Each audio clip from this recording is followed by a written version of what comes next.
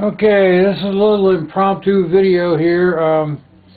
Customer wanted to find out, they believe that the check valve inside of their electric vacuum pump is not working right. I don't have very good lighting here, but hopefully it'll be able to work. They said they wanted to find out why it wasn't working.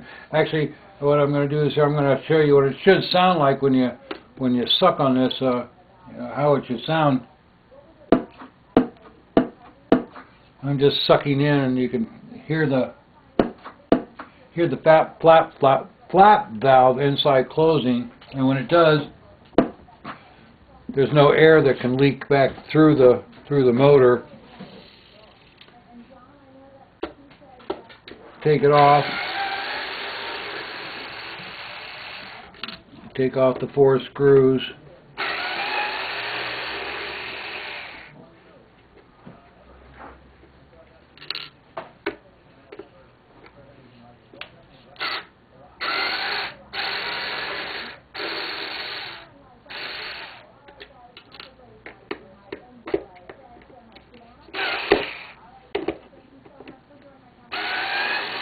You see why I don't like to use electric screwdrivers.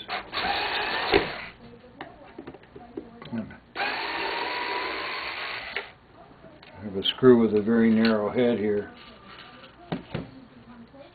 And normally this will just pull right off. Sometimes it's harder to get off than at other times. Normally it'll just pull right off before these screws go flying.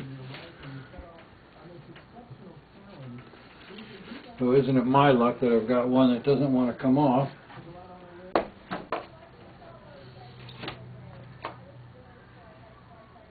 Gotta find a screwdriver. And now my phone is ringing. Okay, there it goes.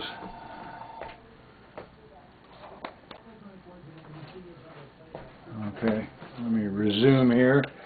Got an edge right here, and was able to get this up. I'm going to gently pull it off. Okay, and you see underneath there we got there.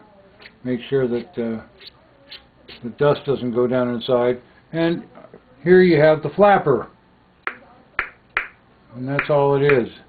Just a piece of phenolic material with a piece of medium weight motor cloth glued to it. And you notice how it doesn't sit flat all by itself. In other words, it has a natural tendency, because of the way that it's glued in, to be up a little. Well, some of them, when this cloth gets old, what will happen is that it'll get stiff. That cloth will get stiff, and when that happens, of course, then it has a reluctance for this flap to close, and that can be a problem when you're foot pumping, because you won't be able to generate enough vacuum to suck that closed, because it's that sucking of that flap, which is on against a rubber. This is a rubber gasket right here. This is a rubber gasket against a rubber gasket, and then it won't shut off. All right. So what you got to do, 2 things. First off, you have to determine whether or not the cloth is flexible enough. And although, I'm going to try to do this from right here so that you can see that, so you can see it closing if I don't fall over. Okay. And I'm not sucking that hard, as you can tell. But what you can do, a couple of things you can do is, one, you can kind of stretch it like this, kind of loosen that cloth up. Even because what's probably gotten stiff is the rubber that's inside of the cloth. This is a bellows cloth, and so there's rubber in there, and sometimes the rubber will get stiff. So you can just kind of wiggle it around a little bit until it loosens up, because the cloth is plenty strong enough. You're not going to have to worry about damaging the cloth. I'll loosen that up a little bit until it just takes virtually no pressure at all. I mean, I'm just putting a tiny little bit of pressure. In fact, I'm just going to take a screw here.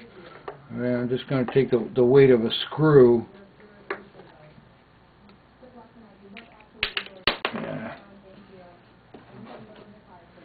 You could take the weight of a screw, and you can see that just the weight of a screw is almost enough to get that to close. There's very, very little pressure necessary. If you don't want you to do that, put it back on. Make sure you align the holes correctly. Put it back exactly where it came from.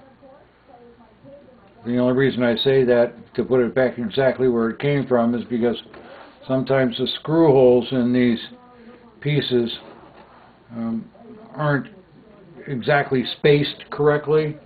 So if you don't remember where it was oriented when you took it off, and you try to put it on in a different place, it may very well strip the screws, or the screws won't go back in where they belong, and you'll be making new holes, and you might get the alignment wrong.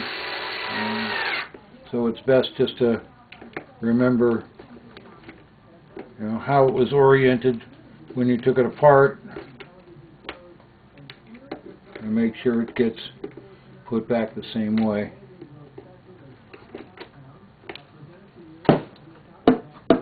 And that's all there is to it.